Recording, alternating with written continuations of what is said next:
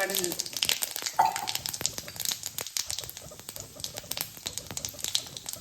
கருவேப்பிலை,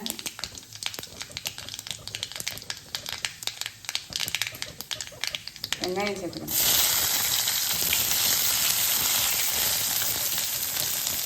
வெங்காயம் வதங்கிச்சு வந்து இப்போ தக்காளி சேர்த்துக்கலாம். தக்காளி நல்லா வதங்கட்டும்.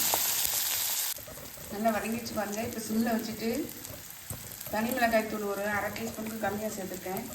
குழம்பு மிளகாய் தூள் வந்து ஒரு 1/2 டீஸ்பூன் சேர்த்துருக்கேன். 1/2 டேபிள் ஸ்பூன் சேர்த்துருக்கேன். நல்லா மிக்ஸ் பண்ணி விட்டுருங்க. கரம் மசாலா சேர்க்கணுன்னா சேர்க்கலாம். கரம் மசாலா கொஞ்சம் சேர்த்துறேன்.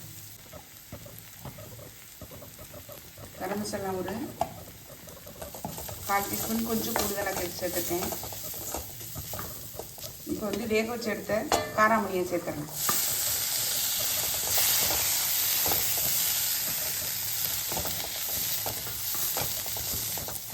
தேவையான உப்பு சேர்த்துடலாம். நம்ம சாதத்துக்கு சேர்த்தே சேர்த்துடலாம்.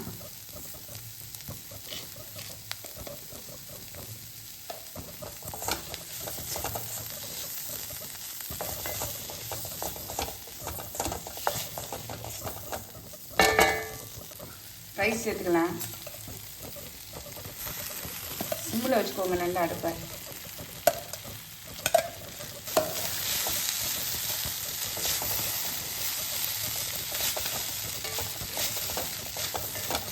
சாதம் குழந்தைங்களாம் நல்லா விரும்பி சாப்பிடுவாங்கங்க. நமக்கு ஹெல்த்தி கூட.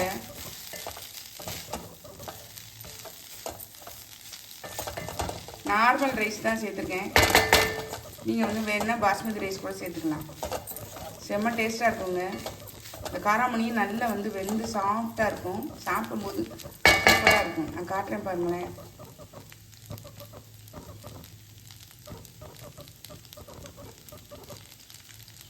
ரொம்ப குழையவும் இல்லாமல் ரொம்ப வேகாமலும் இல்லாமல் நல்லா சூப்பராக வந்துருக்கு. இப்போ அடுப்பை ஆஃப் பண்ணிடலாம். கொத்தமல்லி தலை தூவனா நான் இந்த ஒன்று தூவலை, நான் ஆஃப் பண்ணிடுறேன்.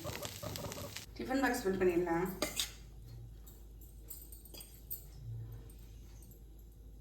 நம்மளுடைய காராமணி சாதம் செம்மையாக இருக்கு பாருங்க.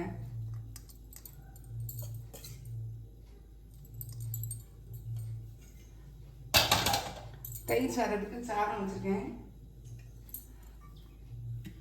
இந்த தயிர் விட்டுறலாம்.